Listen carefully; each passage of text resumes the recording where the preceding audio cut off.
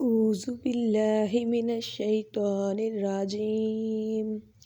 بسم الله الرحمن الرحیم الذین اور جو ینقضون توڑتے ہیں عہد اللہ اللہ کے عہد کو، اور وہ جو اللہ کے عہد کو توڑ دیتے ہیں من بعد اس کے بعد میثاقہ کہ جب اس کا عہد ہو چکا پکا ہونے کے بعد، وَیَقْطَعُونَ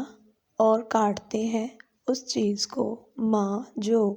امر اللہ جس کے بارے میں اللہ کا حکم ہوا ہے بِہِ کہ اس کو ان یوصل جوڑے رکھو، وَیُفْسِدُونَ اور فساد پھیلاتے ہیں فی الارض زمین میں، اولئک وہی لوگ ہیں ہم الخاسرون جو نقصان اٹھانے والے ہیں۔ اور وہ جو اللہ کے عہد کو توڑ دیتے ہیں پکا ہونے کے بعد اور کاٹتے ہیں اس چیز کو جس کے جوڑنے کا خدا نے حکم دیا ہے اور زمین میں فساد پھیلاتے ہیں، وہی نقصان میں ہیں۔ اور اللہ کے عہد کو توڑنے سے مراد وہ عہد ہے جو اللہ تعالیٰ نے اپنی تمام کتب سابقہ میں لیا تھا۔ وہ عہد یہ تھا کہ حضور سید عالم صلی اللہ علیہ وآلہ وسلم کی رسالت پر اور ان کی صداقت پر ایمان لائیں، یعنی ان کو اللہ کا رسول مانا جائے، اللہ کا نبی، اللہ کا ولی مانا جائے۔ اس کے علاوہ ایک قول یہ ہے کہ عہد 3 قسم کے ہیں۔ پہلا عہد وہ جو اللہ تعالیٰ نے تمام اولاد آدم سے لیا تھا کہ اللہ کی ربوبیت کا اقرار کریں، اس کا بیان اس آیت میں ہے وَإِذَا أَخَذَ رَبُّكَ مِن بَنِي آدَمَ۔ دوسرا عہد انبیاء کے ساتھ محسوس ہے کہ رسالت کی تبلیغ فرمائیں اور دین کی اقامت کریں، اس کا بیان اس آیت میں ہے وَإِذْ أَخَذْنَا مِنَ النَّبِيِّينَ مِيثَاقَهُمْ۔ اور تیسرا عہد علماء کے ساتھ خاص ہے کہ وہ حق کو نہ چھپائیں، اس کا بیان اس آیت میں ہے وَإِذْ أَخَذَ اللَّهُ مِيثَاقَ الَّذِينَ أُوتُوا الْكِتَابَ۔ اور کاٹتے ہیں وہ اس کو جن چیزوں کو اللہ نے جوڑنے کا حکم فرمایا ہے۔ تو یہ وہ چیزیں ہیں جن کو اللہ نے جوڑنے کا حکم فرمایا ہے، جیسے مومنین کا آپس میں رشتہ، قرابت کے تعلقات، اور مسلمانوں کی آپس کی دوستی، محبت، اور تمام انبیاء کا ماننا، اور کتب الہی کی تصدیق کرنا، اور حق پر جمع ہونا۔ یہ وہ چیزیں ہیں جن کو اللہ نے ملانے کا حکم فرمایا ہے، اور ان کو قطع کرنا اور بعض چیزوں کو بعض سے ناحق جدا کرنا ممنوع فرمایا گیا ہے، اور ان میں تفرقوں کی بنا ڈالنا بھی ممنوع فرمایا گیا ہے۔ آپس میں ناحق تفرقے ڈالنے کو ہی اللہ نے زمین میں فساد پھیلانا کہا ہے، اور ایسے لوگ جو آپس میں ناحق تفرقے ڈالتے ہیں اللہ نے ان کو نقصان اٹھانے والا کہا ہے کہ وہی جو ہیں ہمیشہ نقصان اٹھائیں گے۔ کیف کیسے تکفرون منکر ہو گئے باللہ اللہ کی، وکنتم اور حالانکہ تم امواتا مردہ تھے، فاحیاکم پس تم کو پیدا کیا، ثم پھر یمیتکم تمہیں مارے گا، ثم پھر یحییکم تمہیں اٹھائے گا، تمہیں زندہ کرے گا، ثم پھر الیہ اسی کی طرف ترجعون پلٹ کر جانا ہے۔ بھلا تم کیوں کر خدا کے منکر ہو گئے حالانکہ تم مردہ تھے،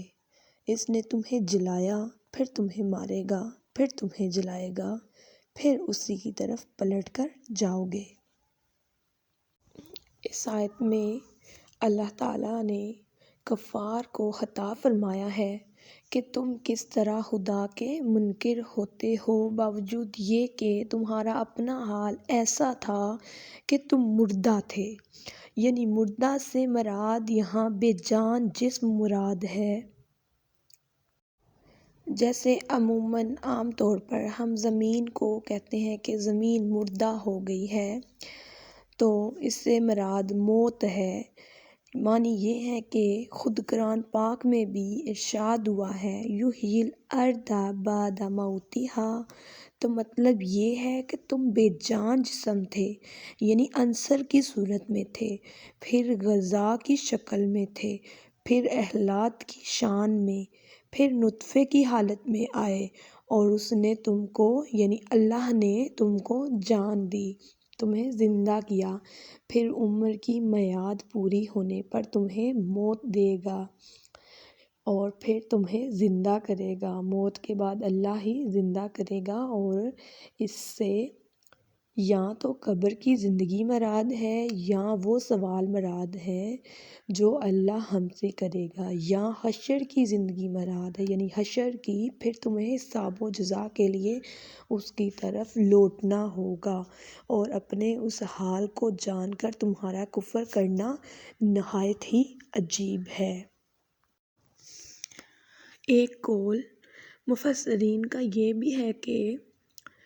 کیف تکفرون، کہ بھلا کیوں کر تم منکر ہوئے کا خطاب مومنین سے ہے، اور مطلب یہ ہے کہ تم کس طرح کافر ہو سکتے ہو، کہ یہاں یہ کہ تم جہل کی موت سے مردہ تھے، یعنی فہم سے خالی تھے۔ اللہ تعالیٰ نے تمہیں علم و ایمان کی زندگی عطا فرمائی ہے، اس کے بعد تمہارے لیے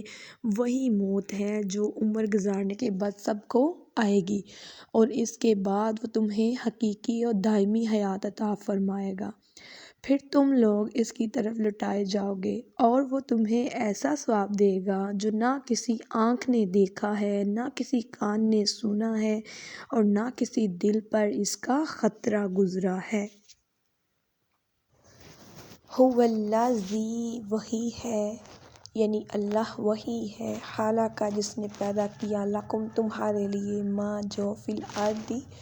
زمین میں ہے، جمیعاً سب کچھ، وہی ہے جس نے تمہارے لیے بنایا جو کچھ زمین میں ہے۔ اس زمین کی تمام چیزوں کا تمہارے لیے بنایا جانا، یعنی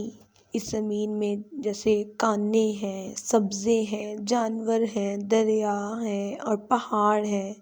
اس کے علاوہ جو کچھ زمین میں ہے سب اللہ تعالیٰ نے